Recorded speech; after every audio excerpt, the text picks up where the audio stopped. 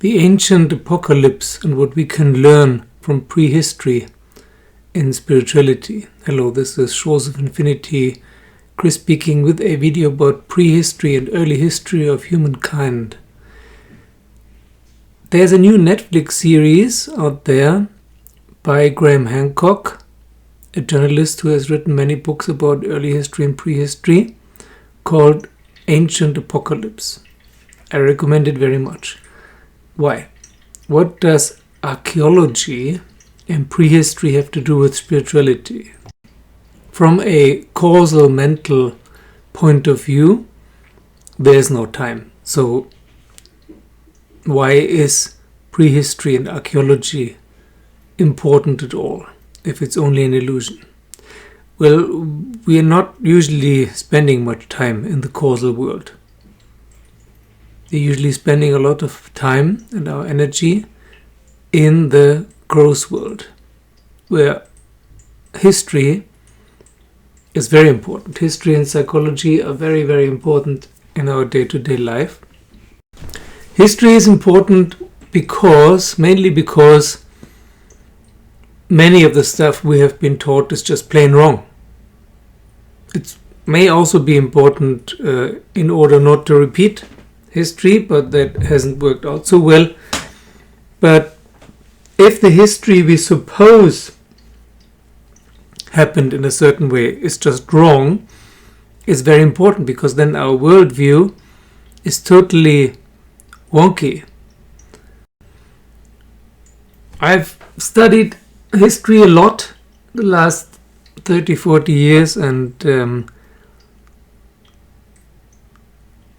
there was always something wrong with prehistory and early history, which is we don't know much about it. There's not much literature about it, or there wasn't. That now there's a lot of literature about it, but they're only theories. We actually don't know. It's all a theory that about 10,000 years ago, about 8,000 before zero, some hunter-gatherers suddenly started building cities and started with agriculture and monotheism and monarchies and large-scale wars and invasions and slavery and so on.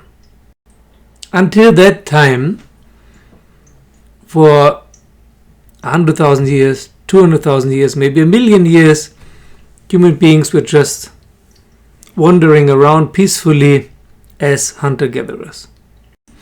And now we are living at the pinnacle of human evolution, of human history. Which, by the way, is what people always think. In every century, people think that this is now the pinnacle and the end of human evolution. There can be nothing better, nothing more intelligent, no more advanced technology, and so on. Now many people think the only thing that's missing is that we can do space travel. Everything else we have achieved already. And that the way we're living today is the only way.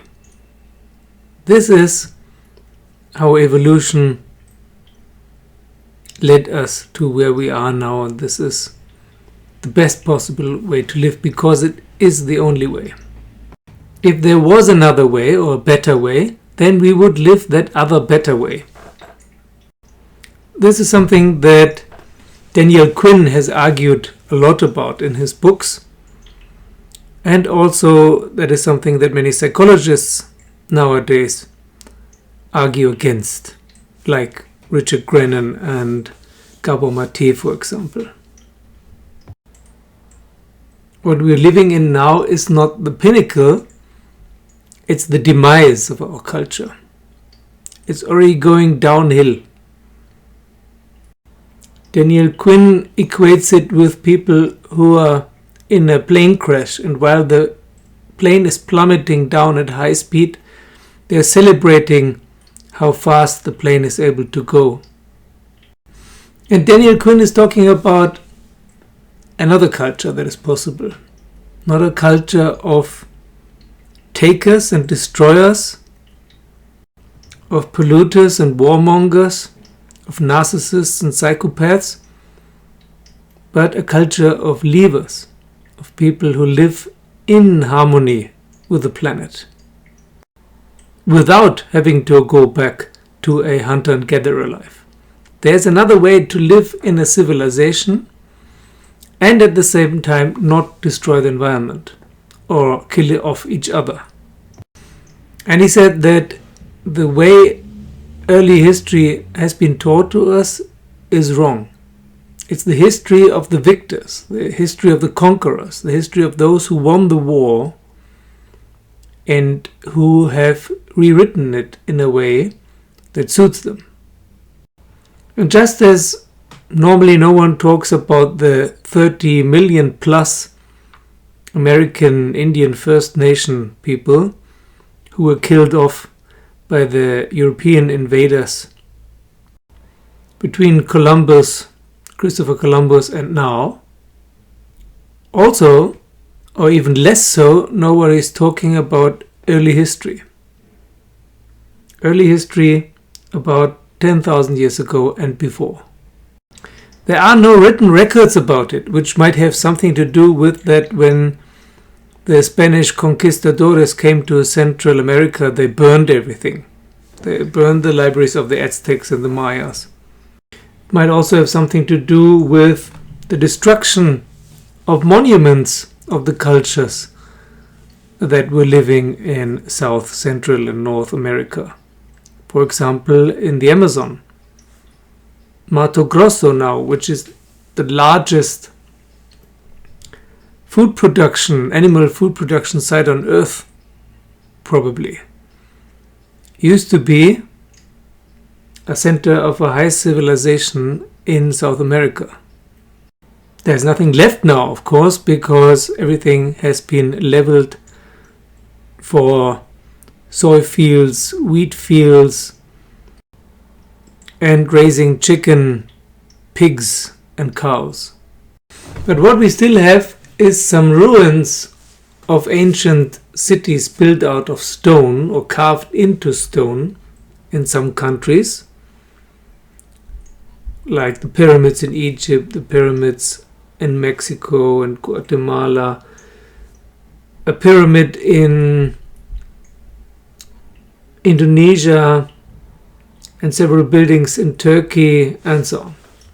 And those buildings are very old, sometimes much older than previously assumed. So far we have assumed that the Egyptians and the Mesopotamians were the first real high civilizations with several large cities around 6,000 years ago. That's where it all started. That was the cradle of civilization. But now we have found buildings almost 12,000 years ago. And also artifacts in South America which make clear that people have lived there long before anyone could have gotten there over the land bridge between Siberia and Alaska. And Graham Hancock has asked himself this question for several decades. Who were these people who lived 10,000 and more years ago? And his conclusion is that there has been a civilization during the Ice Age, which has been destroyed at the end of the Ice Age through floods and other catastrophes. Now let's have a look at the Vedas. I really recommend to watch this Netflix series by Graham Hancock. But let's look at the Vedas and many other scriptures, ancient Greek and ancient Chinese and others. They all talk of a golden age in the history far, far back. And we can say, okay, this is mythology or rhetoric. This is just a story, a legend. Or we can really believe that many thousands of years ago there was a high culture that was unfortunately destroyed a long time ago. In the Vedas it's very clear that there has been such a culture. A wise culture with enlightened seers of truth And if this is true, then our culture today is not the only possibility. There was another possibility. You don't know exactly how it looked like, but it was not a culture of machines and electronics, but it was an advanced culture, and it worked until it was destroyed by natural catastrophes. Comets, for example, like the dinosaurs. But even if, so what? Who cares? What does that have to do with now, with today, with us, and with spirituality? Firstly, it would prove that you can't trust science. Mainstream science is not interested in the truth, but in politics, basically. In earning money, in fame, and so on. The second thing is that we cannot trust our culture. Our culture may not be the pinnacle of human evolution, but might be a weird, non-functional, sick side branch that is in the process of destroying itself. And thirdly, it may be that, as Don Juan explains in Carlos Castaneda's books, that the ancient people were kind of the opposite of us now. We are now very rational, and the ancients were the opposite. They were very, let's say, magical or intuitive. Both doesn't work. Only rationality destroys the planet, and we're poisoning ourselves. Only intuition and magic doesn't work, because as we have seen, if a flood comes or a comet or invaders, then you will die anyhow. What we need is both. Yeah, also the ancient Vedic seers, they came to an end at some point. All these ancient cultures we know from mythologies, they don't exist anymore. So there was something wrong with them.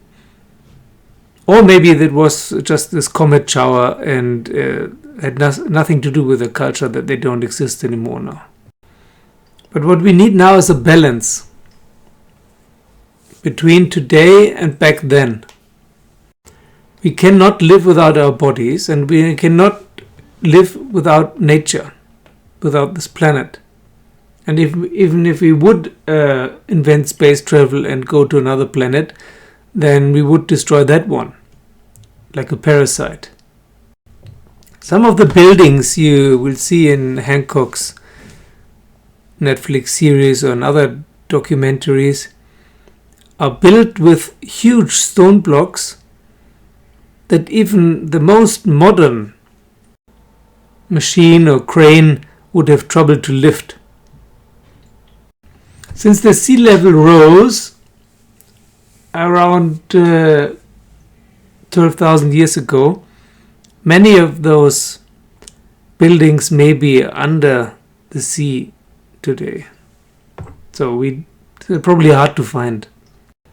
But even those that are not hard to find are often not or very little examined for some weird reason.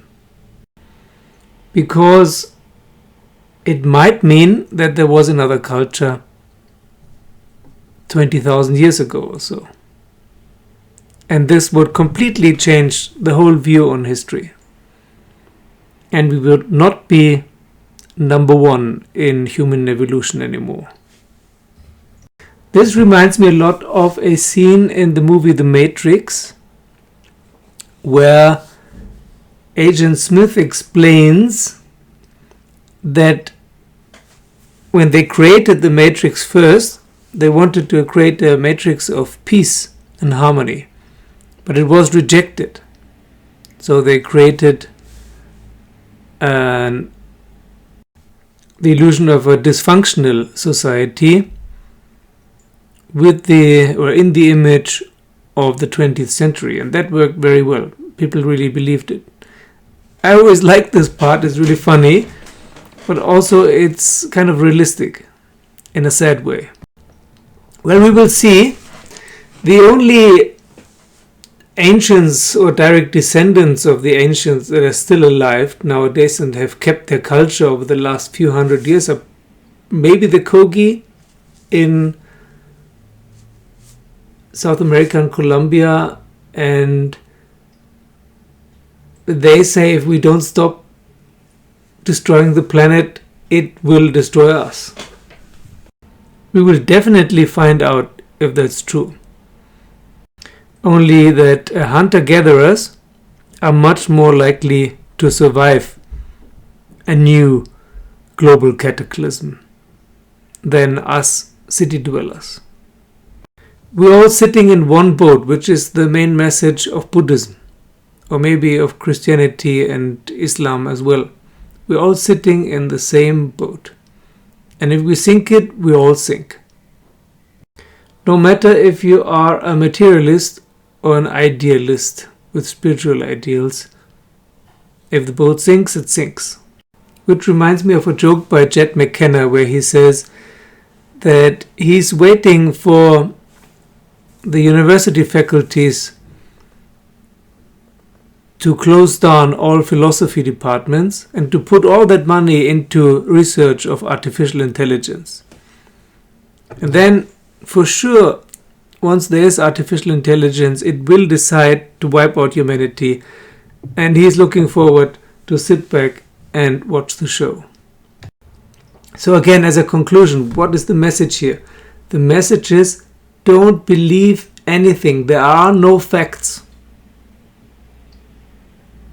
In the subtle world and the mental world, there are no facts. Facts are only things that we imagine to be true in the gross world. And even there they're not true, because every few decades or centuries we find out that they're rubbish and they get renewed and updated. But we're basing our lives on so-called facts. Everything we do, especially the stuff that we know is uncomfortable and dangerous, we do it anyway because we think, but that's how things are. I can't change it. I have to swim with the flow of our culture and society. I have to work and earn money and do things I don't like or think they're wrong. There is no alternative. That's how things are, and that's where evolution has brought us. And all problems can be fixed by technology and science. But what if it's all wrong? Or partly wrong? Actually, we know squat about what human beings are, where we come from, where we're going to, how humanity has developed into what it is today. And it's all based on this idea of Spencer and Darwin that there is an evolution. Even Sri Aurobindo and Meher Baba bought this, that there is an evolution and we're on top. We made it. We left this horrible hunter-gatherer life behind us, and we are now insanely developed, super intelligent human beings, independent of the horrors and dangers of nature. Well, nothing could be further from the truth. We're living in a society of psychopaths, led and directed by psychopaths, where slavery is allowed and corruption is the normal way to go, where we destroy and poison the planet, and if another catastrophe like a big flood or a meteor shower comes, then most of us will die and the rest will probably die too, because we destroyed the Garden of Eden that could sustain us in a post-apocalyptic life. During the last few years, we have seen how information can be warped and how people can be manipulated. You just have to say it's a scientific fact and everyone believes it. No matter if it is a scientific fact or not. It doesn't matter. Only in the Middle Ages, you just had to say, well, it's in the Bible, or that's what God said, and everyone believed it. Now it's, well, if the scientists agree upon it, that must be true. But scientists never agree on anything. They quarrel all the time. That's how you get to new inventions. So we have to go back to the old knowledge, the few things we still have about the ancients, which is, for example, the Vedas. And in the Vedas, it's very clearly written that this world that we usually think is the only one is only a third. There are at least 2 more parallel realities which we can perceive and experience, and those 2 we usually ignore. And they might hold the key to all our questions and problems. So instead of looking more facts about the gross world, facts that will be outdated in 10, 50 or 100 years and probably be proven wrong, why don't we look into those other 2 realities? Realities that our ancestors probably had access to. And we have forgotten how to do this. Most of our ancestors probably died about 10, 12,000 years ago, but some survived, and that's why we're still here. But nowadays, I'm not so sure. Back then, there were wise people who were either able to predict and prepare for a catastrophe, a global cataclysm, or they reacted to it and saved some of the knowledge and some of the people, like in those stories of Noah's Ark and so on. But what would happen nowadays? Nowadays, no one is preparing for any kind of huge catastrophe except maybe some super rich idiots who are buying a luxury bunker for $100 million. And I very much doubt that there are a lot of enlightened people around who would care, like Noah and other mythological figures, for humanity. Because most sages are either materialists, who call themselves scientists, or they're idealists, who call themselves spiritually enlightened, and both of them often don't have a realistic idea of what is what. What we need is people who are both, who can think rationally, logically, and also who can use their intuition and have access to all realities. Thank you to all my patrons. Thank you for joining me as a patron. Thank you for liking and subscribing. Give me a thumbs up if you liked the video, and see you soon.